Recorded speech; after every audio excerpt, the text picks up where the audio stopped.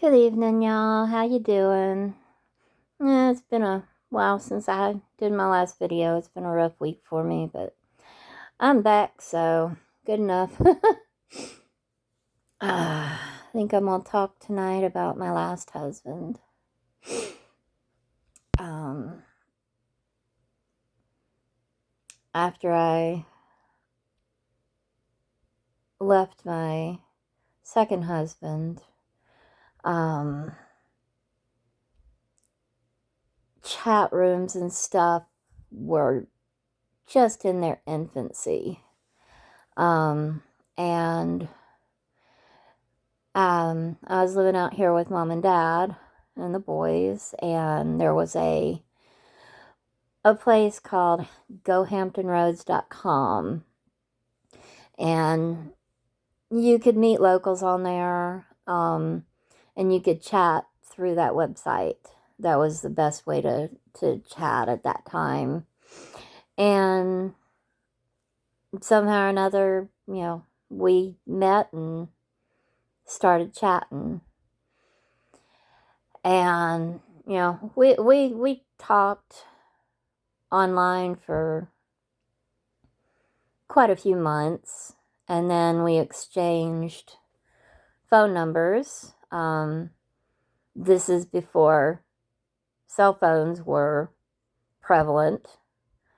They were still charging per minute, basically. So he had his home phone and we had ours out here. So we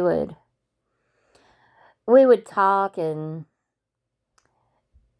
I mean, we literally would just spend hours on the phone. And, one of us would be like, okay, well, gotta go. And then, you know, off on another tangent, we'd go and talk for another, hour or more. I mean, it was great to have that kind of a connection. He was not military, which in my eyes was a great big bonus. I was pretty well tired of military men. Um, he was retail manager, never married, no kids. Um, when we met, I was 32, he was 34. So to meet somebody, you know, that had never been married and didn't have kids was, pretty strange. Um, but on one of the trips I took to the beach to take the boys to see their dad, instead of just meeting their dad halfway, I went all the way out, and that's when I met Tim for the first time, and that was 11/22 of 2000. And I mean, we hit it off, and we're pretty much exclusive ever since then. Um, it was late August of 2001 that we took the next step, and me and the kids moved back out to the beach area and moved in with him. Um, you know, I am a firm believer in living with somebody before you marry them, because you really don't know someone until you've seen them at their worst, sick as a dog, head over the toilet, can't stop crapping, can't stop puking, you don't know somebody until you've seen them like that. And the only way you're going to do that is by living with them. So, I was all about, living together first. But, things were going great. And, we were planning on getting married. I think it was, we had made plans for like summer of 2003, something like that. After we moved in together, he was a gamer and so was I. And there was this new game that had come out called Second Life. And it was where you could, get on there. It was an RPG, but it wasn't a, you know, run around the world, kill people. It was, designed so you could meet people. And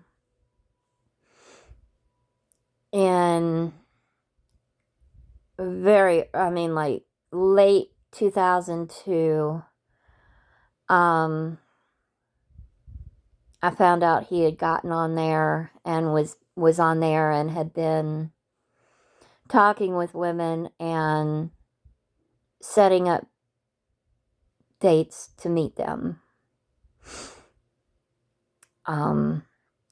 One thing about me is I'm pretty good at detecting crap, and I am one nosy bitch. So if I think something's wrong, I'm gonna hunt and snoop until I find out the truth.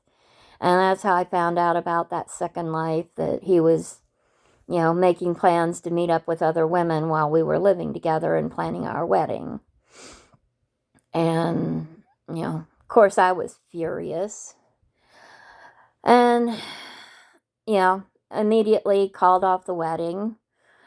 But he was, he's like, well, I just wanted to see if I still had game, basically. And, I wasn't going to meet up with him. I just, wanted to see if I could still, do it, flirt with women and, get them to like me kind of thing. And yeah,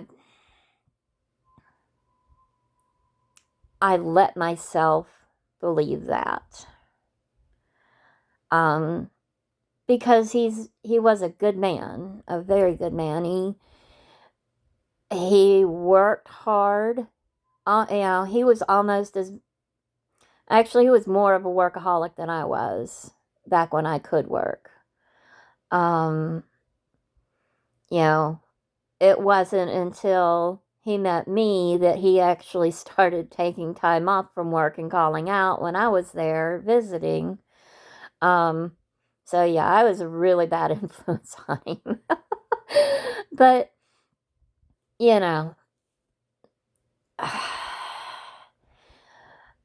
I, after finding out about that Second Life crap, I didn't know what to do, but I went ahead and I made up my mind to forgive. Everybody makes mistakes, and I am the queen of giving people way too many chances. And so I did, and, I knew he was a good man, and I didn't want to let him go. So I proposed to him.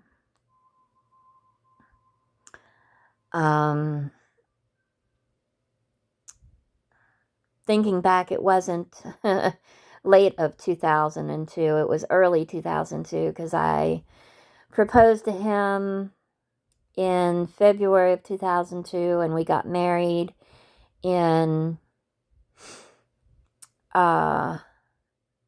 February of 2003.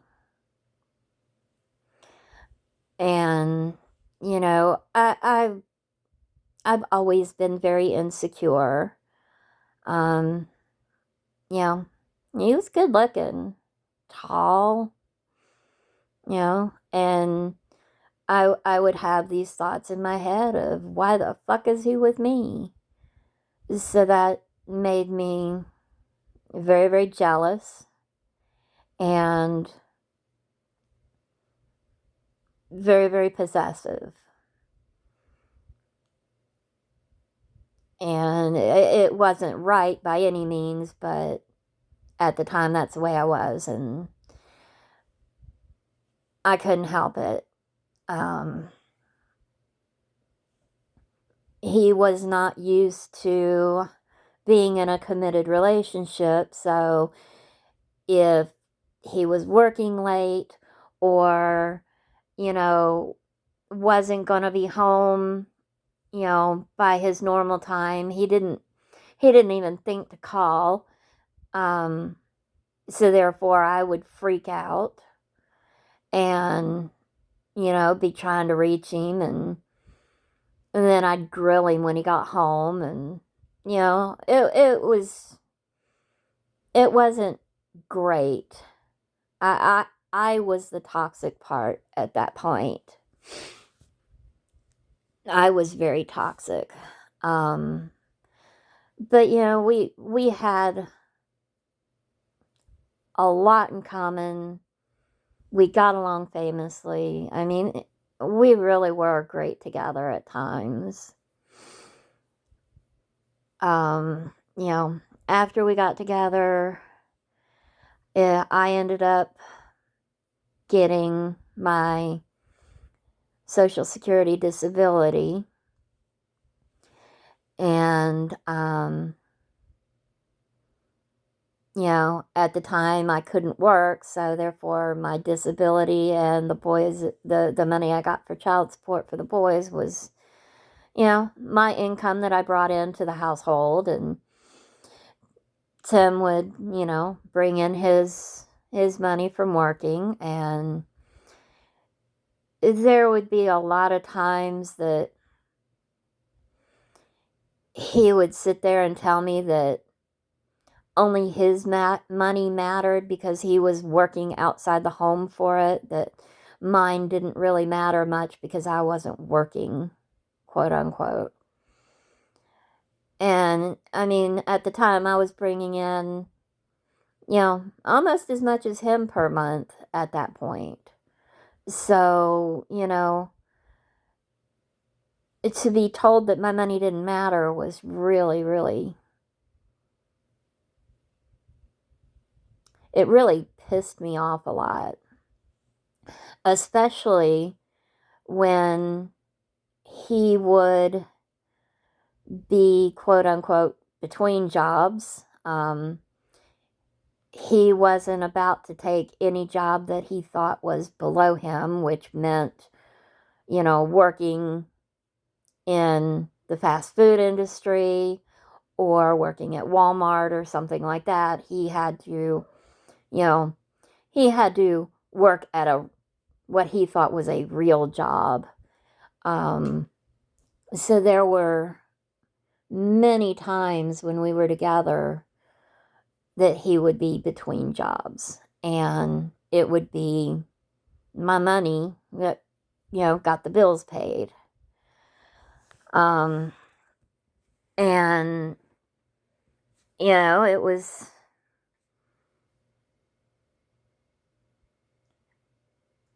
a good life for the most part.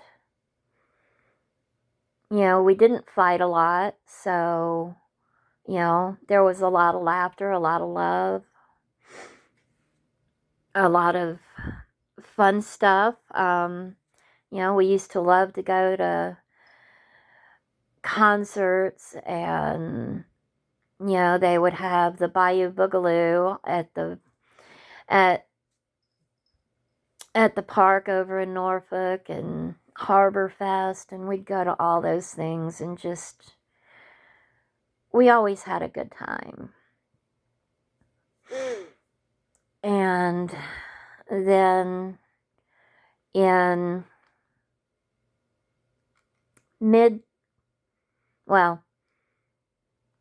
in May of 2000, my grandmother died.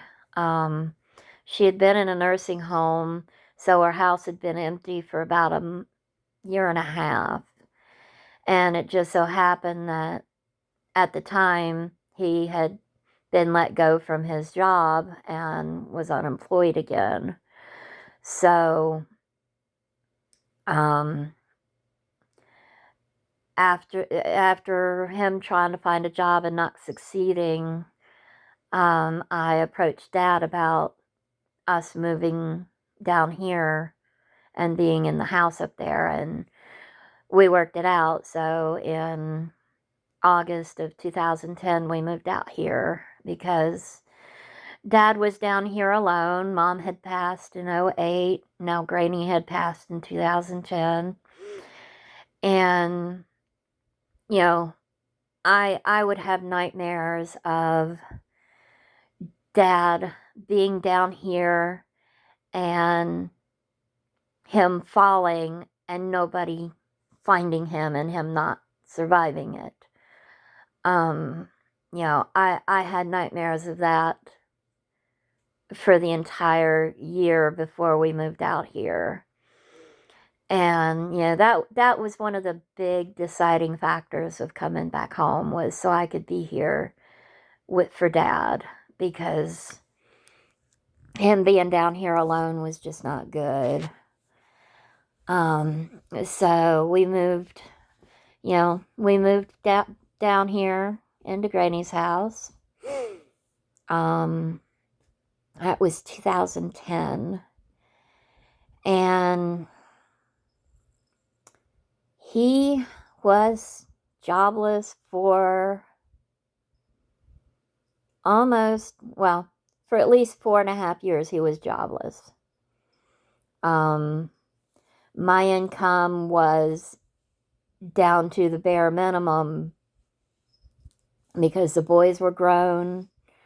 Well, they were over 18. So, and the fact that they weren't living with me, so there was no child support coming in with them. And because they were no longer with me, my disability income went down, way down. So it was very hard to make ends meet while we were out here. In all my life, I prided myself on handling everything, but it got to the point where I could either pay the bills or we could pay some bills and eat. Things were getting desperate. So I swallowed my pride and I went to social services. And I qualified for their SNAP program, the what used to be called food stamps. And I was able to get almost $300 in benefits, so I could get food and pay my bills and get my medicines. And I'll tell you, that was a big help. I think it was in 2013, Tim went and joined and started going to the community college in town to become an IT specialist. So he was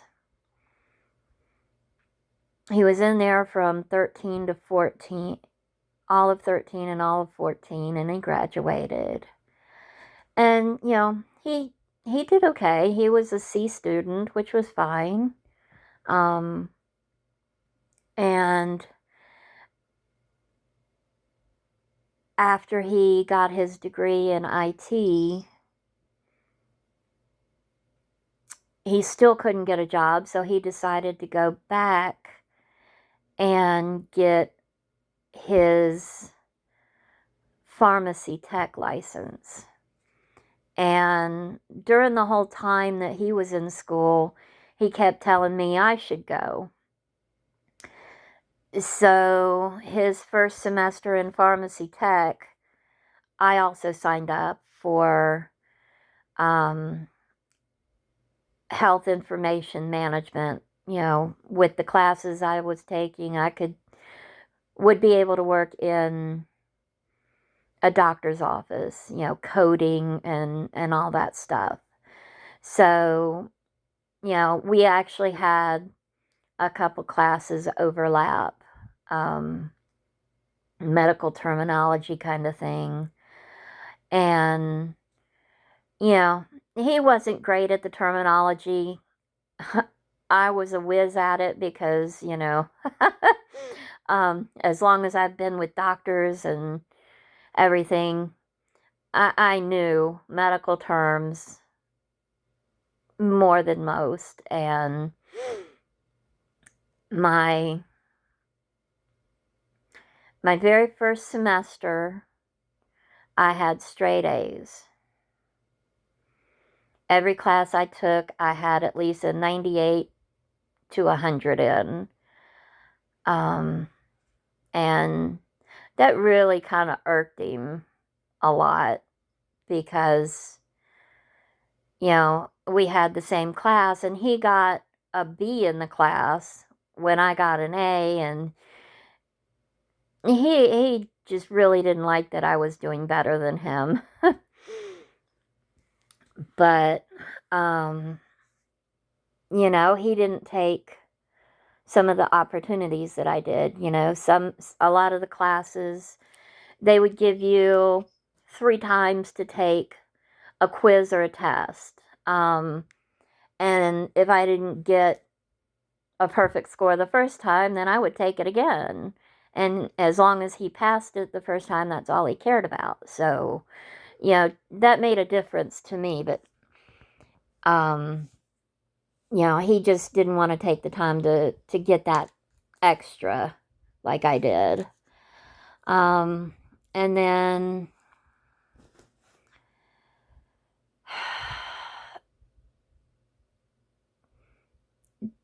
during that time in 14, things were not feeling right between him and I physically. He was treating me like a piece of furniture for the most part, and I just, felt something was wrong. So, I did what I do best. I snooped. And I found where he had sent inappropriate pictures to a girl he had gone to school with who was, quote unquote, supposedly getting married in a few months. And of course, we were married. And I found the pictures. I found the email with the pictures attached. Then I found them on his phone. And I made copies of everything. And when I confronted him about it, he, of course, played it off like he didn't know what the hell I was talking about. Hence, the reason I made copies, so I could show it to him in his face. Then, after confronted with the proof, he then blamed it on his beer. By that point, he was drinking anywhere from 12 to 15 beers a night. And I was on him all the time because, he would start drinking, every night, 8 o'clock. Sometimes it'd be earlier. But, he'd wake up, he'd go to bed just reeking of beer. So I couldn't even sleep in the same room as him because he smelled so bad because of the beer. And the smell of beer turns my stomach. and I just couldn't do it, and he snored so bad.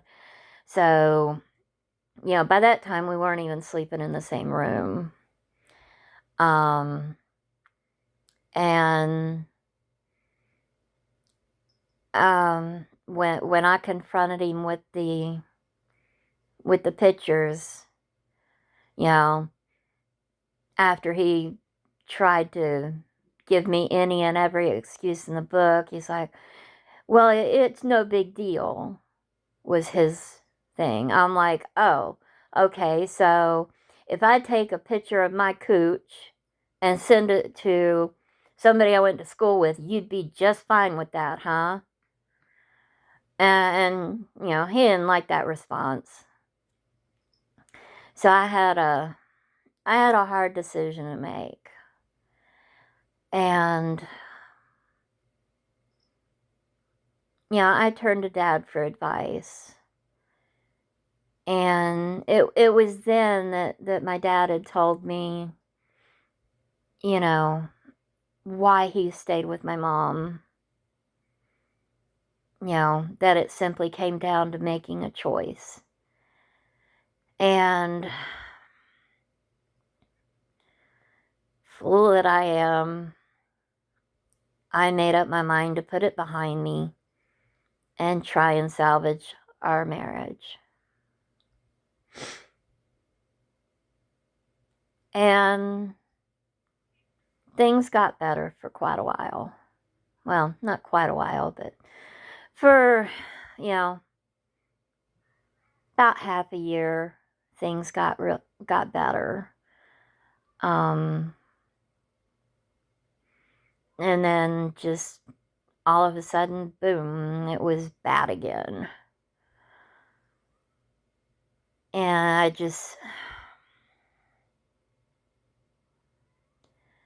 I started letting him know that I was very unhappy with the way things were going, and that if things didn't change, that I was considering filing for a divorce. Now, this was in early of 2015 that I was letting him know all this.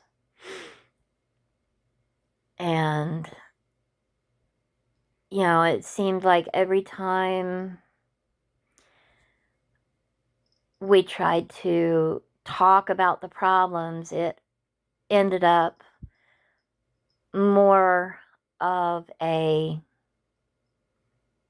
blame game. He would turn everything around to blame me for what the problems were. It wasn't his fault, it was mine. And it got very frustrating. But, I really did not want to be a 3-time loser in marriage. And I was determined to keep my word and make the marriage work. So we struggled on, I was doing the best I knew to make it through, and he was always at work, so it was me and Dad hanging out, getting into trouble more than anything. But just like with Tim, I was a bad influence on my dad. Before I moved out here, Dad went to church every weekend. I had, in 2007, is when I had started following the Wicca path. So after moving out here, I didn't really go to church, and I kind of got Dad. I didn't have him stop going. He just, if I wasn't going, he didn't feel like going either. And looking back on it, I really think Dad was going to church at the time for socialization. That way he could see people that he knew and talk to them and be out in public and just, be out of the house around others. So once I moved here, he didn't have to do that to socialize anymore because we were always on the go. But one thing I used to always say, and Tim would get so pissed, is I would say that my dad is the best man I ever knew. And he has been.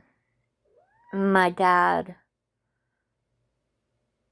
is what I judged other people to. Because,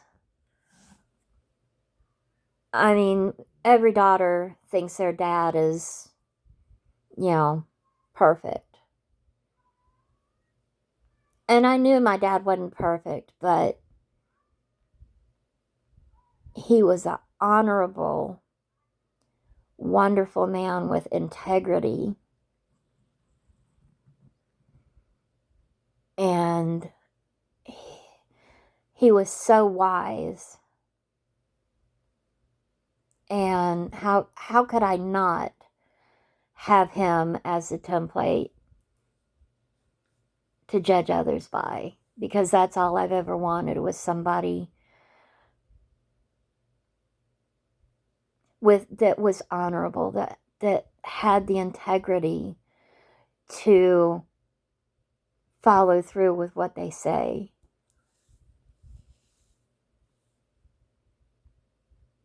And, I'll never find somebody like my dad. But I know now that I really shouldn't compare. I should not have compared any of the men in my life to Dad, because, wasn't anybody going to meet that standard. And I was being unrealistic.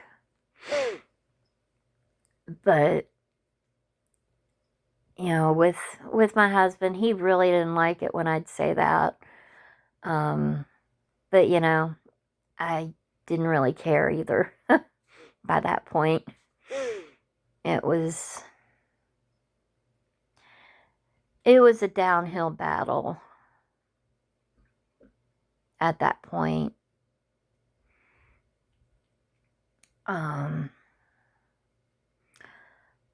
going to end this here tonight. The rest of the story with my husband I'll tell at a later time, because there's a lot involved. Looking back,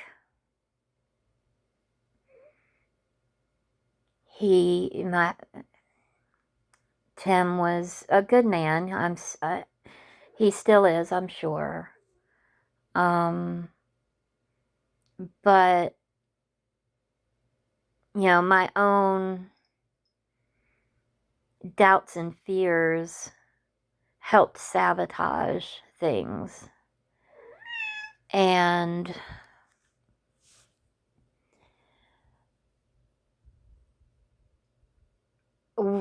he wasn't good at communicating, and I was too good at over communicating. And there was really no middle ground that we could find consistently.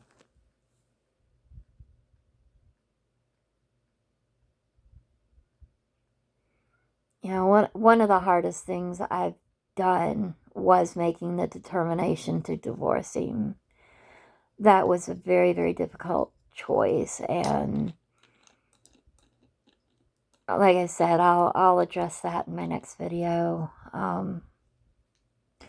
This one's a little bit long tonight, but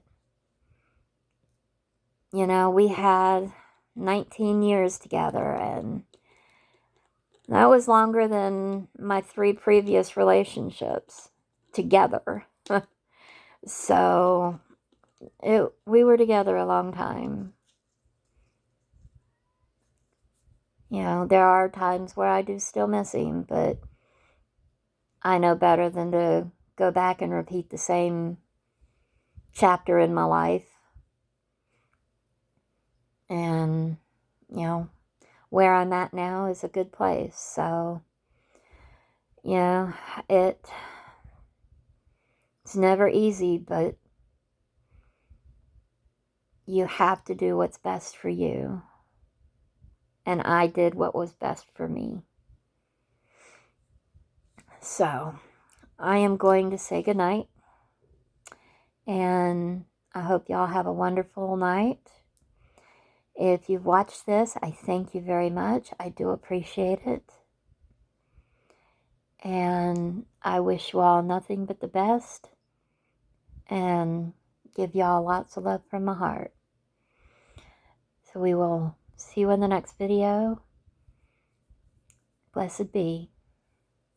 Bye.